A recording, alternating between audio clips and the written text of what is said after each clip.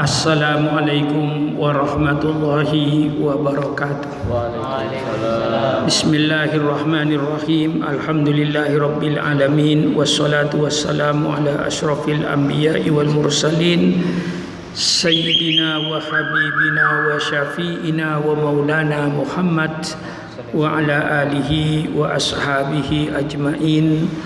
Subhanaka la ilma lana illa ma 'allamtana innaka antal alimul hakim. La haula wa la quwwata illa billahil aliyil azim. Amma ba'du. Marilah anak-anakku, kita lanjutkan membaca kitab Ihya Ulumuddin ini yang selalu saya katakan untuk mengevaluasi diri kita, untuk menempatkan diri kita di mana kita ini berada. Apakah tempat dan perbuatannya sudah sesuai? Apakah perbuatannya dengan tempatnya sudah sesuai? Ini perlu dievaluasi dan koreksi diri. Saya juga banyak dikoreksi bahwa dalam kitab Ihya ini juga banyak dimuat hadis-hadis yang dhaif. Saya kembali kepada pendapat para ulama bahwa hadis-hadis dhaif itu bisa dipergunakan li fadhailil a'mal, untuk perbuatan-perbuatan yang ada fadilahnya, yang ada manfaatnya, walaupun hadis itu dhaif. Hadis dhaif itu secara ijma ulama tidak boleh dipergunakan untuk menetapkan hukum. Nah, kalau menetapkan hukum itu tidak boleh memakai hadis yang dhaif. Tapi li fadhailil a'mal, untuk perbuatan-perbuatan yang mengandung fadhail, kelebihan, perbuatan-perbuatan yang baik. Misalnya barang siapa yang baca ini 1000 kali dibebaskan dari api neraka misalnya. Walaupun itu hadis dhaif, li fadhailil a'mal, itu para ulama sudah sepakat. Maka yang hadis dhaif tentu tidak kita perlu untuk menetapkan hukum, hanya sebagai nasihat. Wa ansyadu, dan mereka membaca sebuah nasidah syair.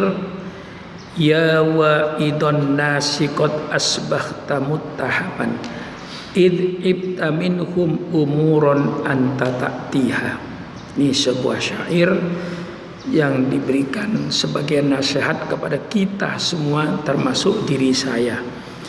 Ya wa'idun nas, wahai orang-orang yang memberikan nasihat kepada manusia.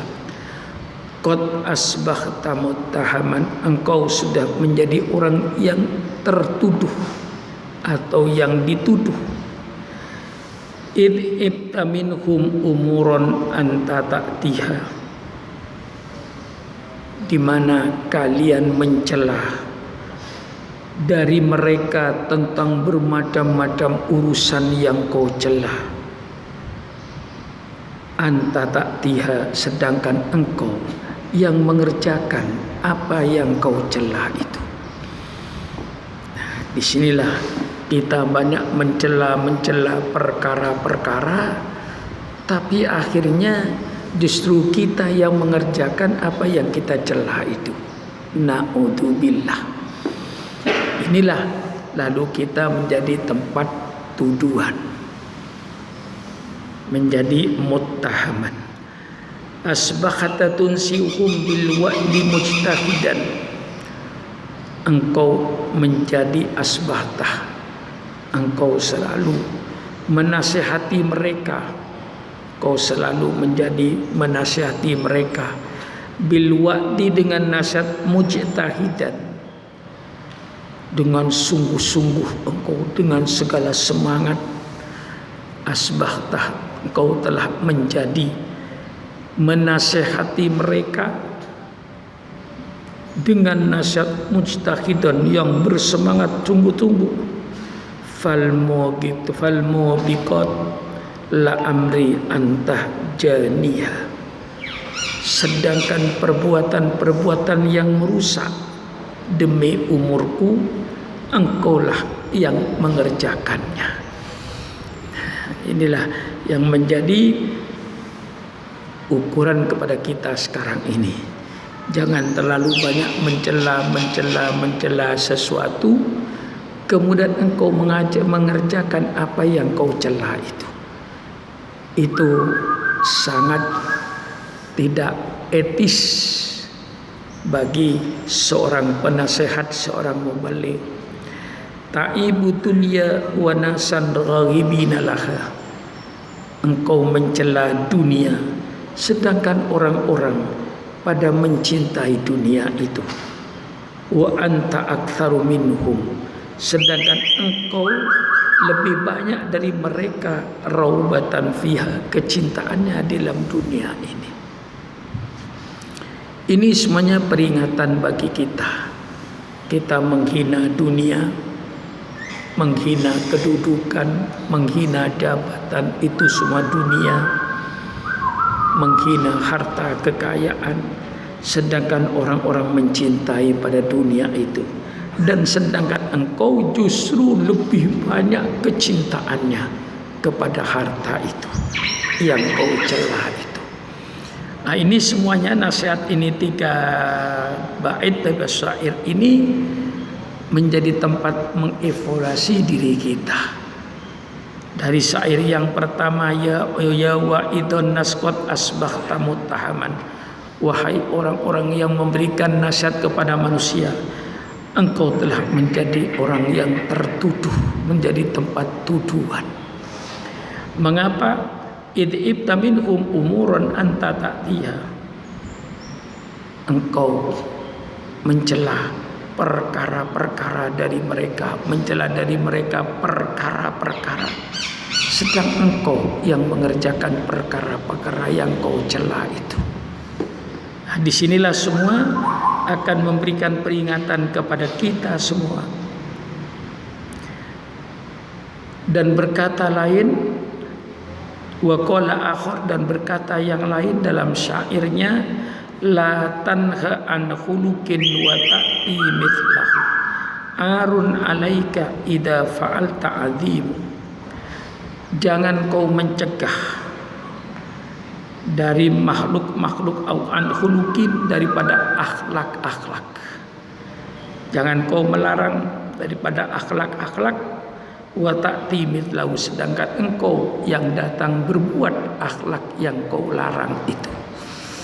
Nah, ini semuanya peringatan syair-syair. Arun alaika idza fa'alta azim,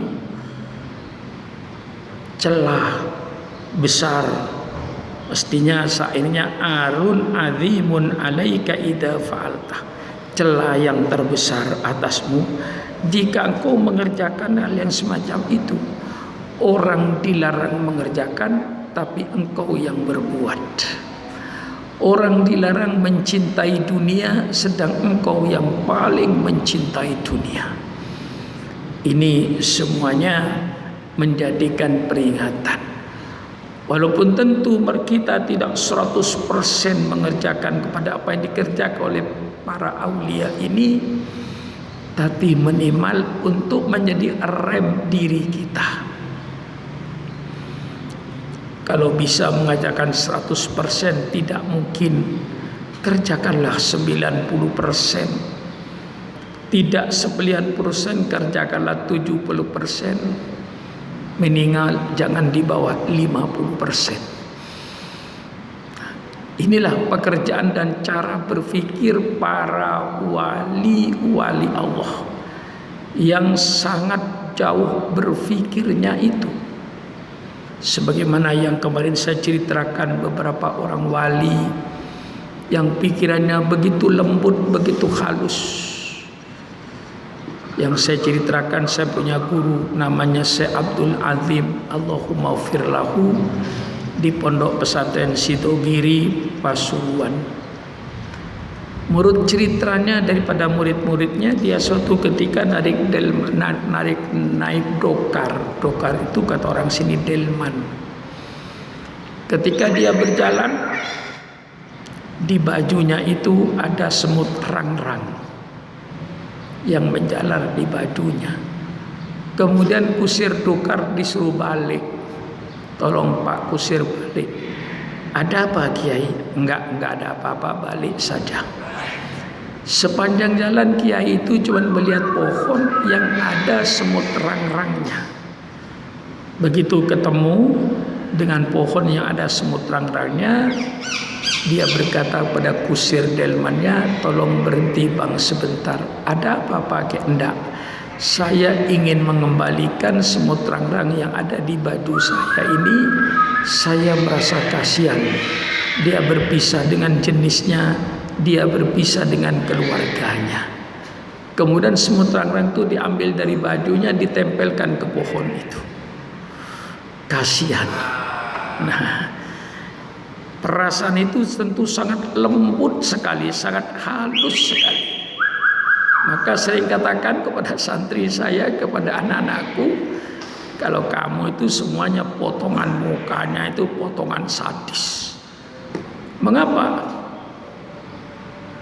Kau masuk ke kamarnya, melihat bangsat yang berjalan di kaki mejamu, dan bangsat itu tidak mengganggu kamu, cuma lewat saja, tapi oleh engkau sudah langsung dihukum mati tanpa pengadilan. Apa tidak kejam? Karena engkau bukan bangsat, kau tidak berarti tidak kejam. Kau masuk ke kamarmu dengan bawa bekon untuk nyemprot nyamuk. Nyamuk hanya berterbangan di kamarmu, tidak menggigit kamu, tapi langsung oleh kamu dijatuhi hukuman mati dengan dibom, kayak Amerika ngebom Irak gitu. Matilah semut-semut itu, nyamuk-nyamuk itu berjatuhan. Kejam sebenarnya. Padahal di dalam hadis Rasulullah SAW, ar-rahimuna yarhamuhumullah. Orang yang belas kasihan, maka Allah akan belas kasihan kepada mereka. Irhamu man fil ardi yarhamukum man fis sama. Kasihanilah apa-apa yang di bumi ini, maka yang di langit para malaikat akan kasihan kepadamu.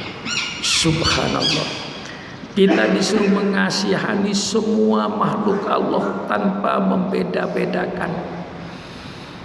Maka ada orang masuk surga karena kasih minum kepada anjing yang sedang haus. Ada orang masuk surga karena sayang kepada kucing yang sedang kedinginan. Kemudian dia ambil, dia bungkus dengan jaketnya, mengakibat dia masuk surga. Inilah perasaan-perasaan para aulia ini, perasaan yang sangat halus, sangat lembut. Oleh sebab itu, mari kita ini paling tidak, walaupun tidak 100%, berapa persennya kena baunya sifat-sifat para aulia ini. Jangan sampai kita ini hanya pandai mencela, sedangkan kita yang mengerjakan apa yang kita cela tadi. Subhanallah, ini berarti tidak ada kesadaran. Wa qala Ibrahim ibn Adham radhiyallahu rahimahullah, berkata Ibrahim bin Adham, ini salah satu waliyun min auliyaillah. Di mana dalam kitab lain Ibrahim bin Adham itu pernah ditanya oleh muridnya, Tuan Guru, di mana rumah Tuan Guru? Dijawab oleh Ibrahim bin Adham, kuburan yang ditunjuk itu rumah saya. Ditanya lagi, di mana sebenarnya rumah Tuan Guru? Sampai 3 kali bertanya, ditunjuk kuburan. Kemudian muridnya itu penasaran, tidak Tuan Guru, yang saya tanya tempat tinggal Tuan Guru sekarang itu di mana? Oh, rumah saya yang di dunia itu yang kau tanya, itu rumah saya. Saya kontrak dengan Allah selama napas saya masih mundar-mandir di hidung saya. Kalau nanti napas saya sudah berhenti, tidak mondar-mandir, di hidung saya itu bukan rumah saya. Itulah rumah saya yang sebenarnya, kuburan. Nah, kita tidak punya perasaan seperti itu. Ini yang saya tempati di belakang saya ini, di pundak saya ini, ya selama saya masih menghembuskan napas. Kalau sudah saya berhenti menghembuskan napas, ya tidak tahu lagi siapa yang menempati, bukan rumah saya. Kemana saya kembali? Mungkin ke belakang masjid itu. Itulah barangkali rumah yang tidak digusur-gusur sampai kiamat, kuburan. Ini perasaan seorang wali kayak Ibrahim bin Adham ini. Ibrahim bin Adham berkata, marartu bihajarin bi Makkah maktubun alaihi. Saya lewat di satu batu di kota Mekah, maktubun alaihi, yang tertulis di atasnya, aklib nih, baliklah saya ini, tak tabir, engkau akan mendapatkan pelajaran ibarat. Faqallabtuhu, kemudian saya balik batu itu. Faida alaihi maktubun, tiba-tiba di atas batu tertulis, anta bima ta'lamu lam ta'mal. Engkau dengan apa yang kau ketahui engkau belum mengerjakan. Fakaifa tatlubu ilma malam ta'lam. Bagaimana kau menuntut ilmu yang engkau belum ketahui, yang diketahui saja belum diamalkan. Engkau mencari ilmu yang belum kau ketahui, yang diketahui itu dulu amalkan. Yang diketahui saja belum diamalkan, kau sudah mencari ilmu yang belum kau tahu. Amalkan dulu apa yang kau tahu. Jangan kau mencari ilmu yang belum kau tahu, amalkan dulu apa yang kau tahu. Itu kata Ibrahim bin Adham ketika dia lewat di kota Mekah, ada batu yang tertulis di atasnya, aklib nih, balik saya ini, tak tabir, engkau nanti akan mendapat ibarat, akan mendapat pelajaran. Kemudian karena ada tulisan semua itu, saya balik batu itu. Faqallabtu, kemudian saya balik batu itu. Faida, maka tiba-tiba alaihi, atas batu itu pun tulisan, anta bima ta'lam lam ta'mal. Engkau dengan apa yang kau ketahui kau belum mengerjakan. Fa kaifa tatlu ilma malam ta'lam. Bagaimana kau menuntut ilmu yang belum kau ketahui, sedang ilmu yang kau ketahui saja belum kau amalkan. Ini nasihat-nasihat, ya, karena dia seorang wali mungkin dibikin oleh malaikat. Wa qala Ibnu Sammak rahimahullah, dan berkata Ibnu Sammak rahimahullah, ini juga bukan hadis, kata daripada para solihin, kam mim mudzakirin billah nasin lillah. Berapa banyaknya orang yang memperingatkan orang untuk ingat kepada Allah, sedangkan dia sih lupa kepada Allah. Orang disuruh ingat kepada Allah, tapi dia sendiri lupa, tidak pernah ingat kepada Allah. Kam min mukhawifin billah. Berapa banyaknya orang yang memberikan pertakut dengan Allah. Takutlah kau kepada Allah, takutlah kau kepada api neraka, takutlah kepada siksaan Allah. Sedangkan dia jari'un 'alallah, dia berani terhadap Allah. Berani terhadap Allah itu artinya berani mengerjakan apa yang dilarang oleh Allah, berani meninggalkan apa yang diperintahkan oleh Allah. Dia orang yang sangat berani. Padahal dia orang yang mengatakan takutlah kau kepada Allah, dia sendiri tidak takut kepada Allah. Buktinya tidak takut kepada Allah, larangan Allah dikerjakan, perintah Allah tidak dijalankan. Ini namanya berani terhadap Allah. Wa kam mim muqarribin ilallah ba'idun minallah. Dan berapa banyak yang menganjurkan dekatlah kau kepada Allah, tapi dia sendiri jauh daripada Allah. Orang disuruh mendekatkan diri kepada Allah, dengan ibadatnya, dengan zikirnya, dengan amal solehnya, supaya kau dekat dengan Allah. Kam min muqarribin ilallah, berapa banyaknya orang yang menyuruh supaya dekat kepada Allah, ba'idun minallah, dia sering jauh dari Allah. Wa kam min da'in ilallah, berapa banyaknya orang yang mengajak ke jalan Allah, dia sendiri farun, dia sendiri lari dari jalan Allah. Nah, inilah orang-orang munafik. Wa kam min talin kitab Allah, berapa banyaknya orang yang membaca. Talayatlu, ismul fa'ilnya talin. Wa kam min talin, berapa banyaknya dari pembaca Al-Quran, korek membaca kitab Allah, munsalihun an ayatillah, tapi dia sih melepaskan diri daripada ayat-ayat Allah. Nah, ini yang banyak diberikan. Nah, kita renungkan yang semacam ini. Berapa banyaknya kita menganjurkan kepada Allah. Na'udzubillah. Berbicara itu kayak saya ini paling gampang berbicara. Yang paling berat mengamalkannya. Jangan kita menjadi orang kayak pembicara, penceramah, cuman ibaratkan orang yang ngentut. Orang ngentut gampang, selesai. Apa sulitnya orang ngentut? Nah, jangan semacam itu. Berbicara itu gampang, tapi sekarang mengukur dari apa yang dibicarakan, sudah berapa yang sudah dikerjakan dari apa yang dia bicarakan. Berbicara sholat 5 waktu, sudah benarkah sholat 5 waktunya, dan lain-lainnya. Bicara soal puasa, sudah benar puasanya. Itu semuanya harus menjadi introspeksi.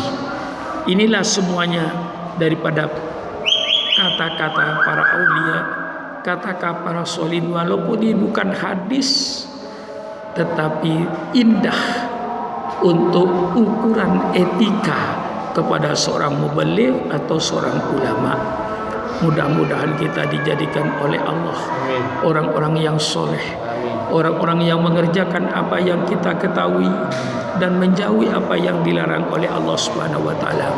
Mudah-mudahan dalam bulan suci Ramadan ini kita dapat mengoreksi diri, merenungkan diri, tadabbur ala nafsihi, merenungkan dirinya sendiri dalam bulan suci Ramadan ini.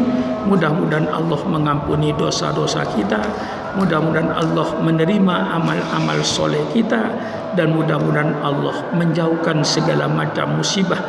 Ya dafi'al bala, ya dafi'al bala, ya dafi'al bala, idfa'annal bala wal waba wat ta'un wa virus corona ya Allah min baladina hada khassah wa min buldanil muslimina ammah. Ya arhamar rahimin irhamna, ya tawwab tub alaina innaka antat tawwabur rahim. Wassalamu alaikum warahmatullahi wabarakatuh.